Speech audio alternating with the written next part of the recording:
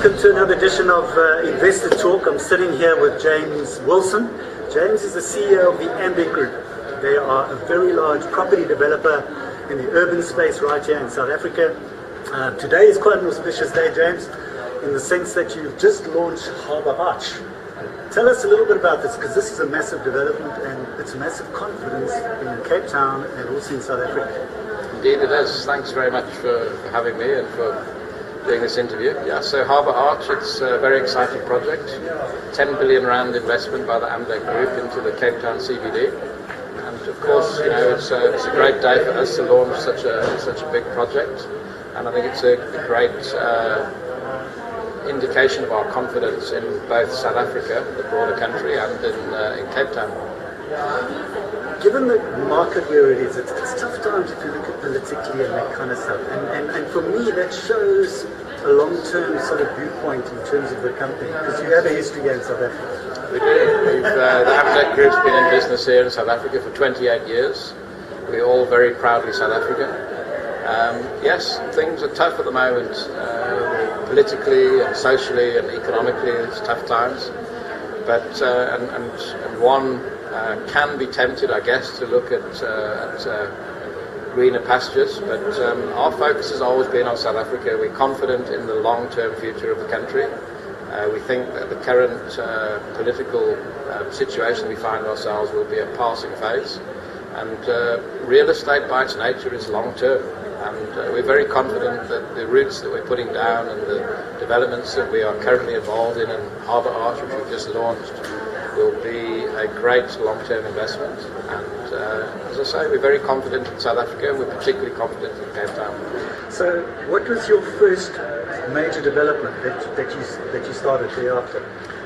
Well, you know, there's been in a business that's been around for 28 years, there's a number of iterative phases that it goes through. But our humble beginnings were really buying single residential properties and doing renovations and then reselling them and hopefully making a small amount of money out of them. The next sort of iterative process was when we started developing larger scale residential apartments. 30 units, 50 units. Are we talking Cape Town? Principally in Cape Town. We were always originally a Cape Town-based business. And then we moved onto building office blocks, decentralised offices in the southern suburbs of Cape Town, principally at Steenberg Office Park. And then I guess our big break was in 2005. We acquired a 50% stake in Melrose Arch with a partner. We were both Cape Town-based partners, and we entered the Johannesburg market and acquired Melrose, which at the time was known to be a bit of a white elephant. And we were told by all the Johannesburg developers that we were mad and we didn't know what we were doing and we were overpaying. And fortunately, they were proven to be incorrect. It's been a great investment for us. We've now held it for, as I say, since 2005, for 13 or so years. And in fact, Melrose Arch has become the inspiration behind Harbour Arch. Right. So there's a bit of a strange anomaly in that I've been Cape Townian, lived in Cape Town since I arrived here from the UK, and Melrose Arch obviously based in Johannesburg, and it's a magnificent development which we're all very proud of, but we wanted to bring that development to Cape Town, and with Harbour Arch we found a great site. It's based at the southern entry point to the city, and we're bringing all the wonderful things that we've developed at Melrose Arch and all the learnings that we've gained over a protracted period of time to Cape Town. So share some of those learnings. What are those learnings, would you say, from Melrose Arch? I think the number one thing about Melrose Arch is it's a new urbanist environment, which to people who perhaps don't understand that terminology, it really is a sophisticated mix of uses. And the key element is that the precinct upon which Melrose Arch is developed is focused on the pedestrian, not on the motor vehicle. And it's all about creating an environment where the pedestrian comes first and that the entire environment is walkable. So whether you are based at Melrose Arch in an office or whether you live there or perhaps you do both, you can walk from work, you can walk home, you can use the gym, you can participate in all of the magnificent restaurants and cocktail bars and coffee shops. There's a wonderful street life that goes on there. And it's really all about putting the car in your basement parking bay, leaving it there, and spending the majority of your time on your feet, walking, entertaining yourself and your guests and friends in a fantastic, secure environment. So with Harbour Arch, I think Cape Town has always traditionally been a city where people have lived outside in the suburbs. And this to me is urban living coming into the city, and we heard this morning from the mayor in terms of the transformation and how it is moving to in the city. I mean, is this a massive trend that is happening going forward? We've seen a massive immigration of Johannesburg is coming to Cape Town. Do you see this as a huge trend going forward? Yes, I do. I do see it as a huge trend. South Africa traditionally has been its real estate has been characterised with suburban living. So traditionally, people would live in suburbs. They would commute to work by motor car or by rail, and they would work traditionally in central business districts such as Cape Town or Johannesburg. Whereas if one looks globally at international cities such as New York, London or Hong Kong, as we spoke about this morning, for many years people have lived and worked in the same place, close to the CBD and close to great entertainment. So South Africa's been a little bit slow to pick up on that trend, but I think we are now there. Cape Town is probably leading the way because it's such a great city and such a great CBD to live in. It's well managed, it's clean, it's safe, it's secure. And so yes, to answer your question, we're very confident that it is a trend which is sustainable, and there's a great number of people led, I think, by early adopters, young professionals generally are the first to adopt new ideas. They're coming back into the CBD, but we're also seeing a trend now of young families, parents with young children also wanting to live in the city. And there's obvious reasons for it. You know, why do you want to spend an hour and a half of your day or longer in the car in the morning and again in the evening when you can be a stone's throw from where you work and simply walk back and forth to your place of residence? Absolutely. So having said that, you still also have a share in Val de Vie, big residential development, and then also in retirement villages. Maybe just unpack that and we can get back to the whole urban living type of thing scenario. We started a business in the retirement sector approximately 8 years ago, Evergreen Lifestyles. It's I think commonly regarded as the premium offering in the retirement market. It's national, so it has sites throughout South Africa. A month or so ago, we were delighted to bring the PSG Group on board as a 50% partner with us, and we believe there will be a great partnership that will enhance the speed of development and rollout of that retirement business. We currently have approximately 3,000 homes in planning or under construction, and we expect to have those completed within the next 3 years or so. And our target over the next 10 years is to have a portfolio of 10,000 retirement homes. You also mentioned Val de Vie and Pearl Valley in Franschhoek. We have a 30% shareholding in those two magnificent residential estates. Val de Vie obviously characterised by its polo estate and equestrian living, alongside its neighbour Pearl Valley with a magnificent Jack Nicklaus signature golf course. Val de Vie and Pearl Valley have collectively won the accolades for the best residential estate in South Africa 2 years running, and we expect them to continue to win that accolade for such a magnificent facility. We expect upon completion within the next 5 or 6 years to have somewhere in the region of 2,500 to 3,000 homes, alongside 2 hotels, 2 schools. So it really is a magnificent place for families to live. So I think, James, after that sort of description of all your different developments, you would say that you actually have got a slice in all the prize assets. This morning, they touched on affordable housing, and there was a discussion, and you mentioned that there is a bit of a give and take in terms of affordable housing for the Harbour Arch development.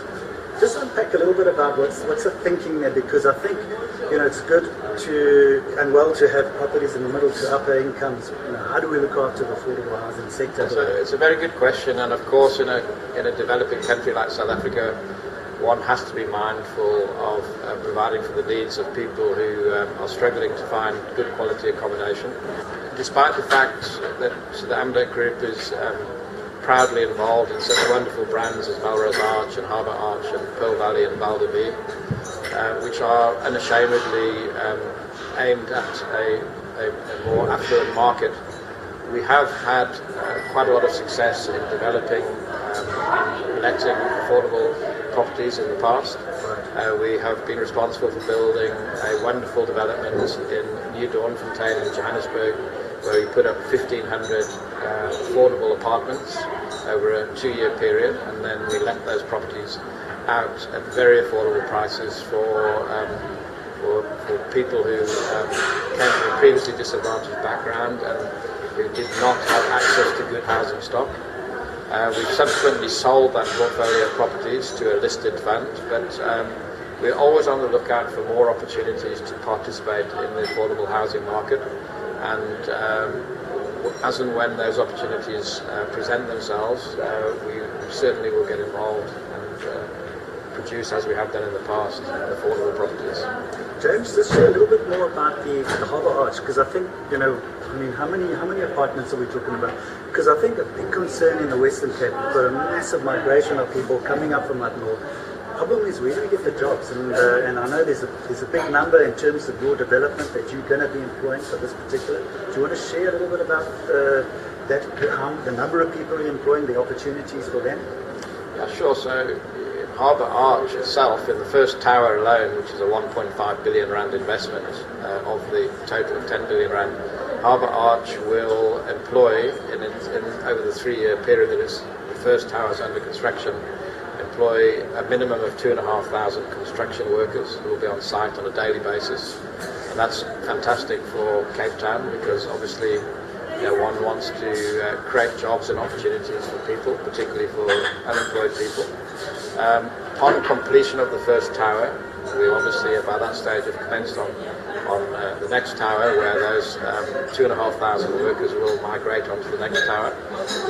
But as we complete buildings, we will be providing retail opportunities, which of course are great employers of people: restaurants, coffee shops, cocktail bars, convenience shopping, all employ a myriad of people to service their community. And of course, we're putting 2 hotels up with the Marriott Hotel Group, and each of those hotels will employ around 350 people upon completion. So in addition to the cyclical employment that we create through the construction of this development, upon completion of each tower, there's a great number of permanent jobs that are created in retail and in hospitality. So how do you see Amdec Group, let's say 5 years rolling on? I mean, you mentioned 2020 completion date for, is that first phase, or is that all the phases of Harbour Arch? No, so the Harbour Arch being a 10 billion rand development and a 200,000 square metre building, will take 8 to 10 years to complete. Okay. The first tower we commence with construction early next year, and it will take us around 2.5 to 3 years to deliver the first phase. And of course, as we commence construction on the first tower, we'll use our best endeavours to get started with the next phase of towers before we complete the first one. So it will be a rolling phased approach to completing all 6 towers, and we hope to have the entire scheme finished, as I say, within 8 to 10 years. Great. In closing, James, I think it's a massive investment into South Africa, into Cape Town, into Amdec. Just on a personal note, I think it takes somebody with massive vision, I think, and also somebody with confidence in the city. Do you want to maybe just comment a little bit about that? I think it's more than a question. It seems to be a bit of a compliment as well. But yeah, of course, we love this city. I've lived in this city for over 30 years. It's a magnificent place to live. I'm fortunate that I'm able to travel internationally and see lots of other magnificent cities. But I'm always delighted to land at Cape Town International Airport and be back here in Cape Town, which is my home. I'm delighted that with my colleague Nick Stopforth, the Managing Director of Amdec Property Developments, that we're able to bring Harbour Arch to Cape Town As I said earlier, it encapsulates everything great about Melrose Arch in Johannesburg. And as a proud Cape Townian, I'm delighted that we're bringing that to Cape Town. And I hope that Cape Townians will enjoy the experience that we bring here. I think they will. And I think it just speaks to a massive level of confidence in Cape Town and, frankly, in the broader South Africa. The Amdek Group are very proud South African company, and we are very proud of our investments in Cape Town and in the broader South Africa. James Wilson, CEO, Amdek Group, thank you very much for the opportunity. Thank you very much. Wonderful. Thank you.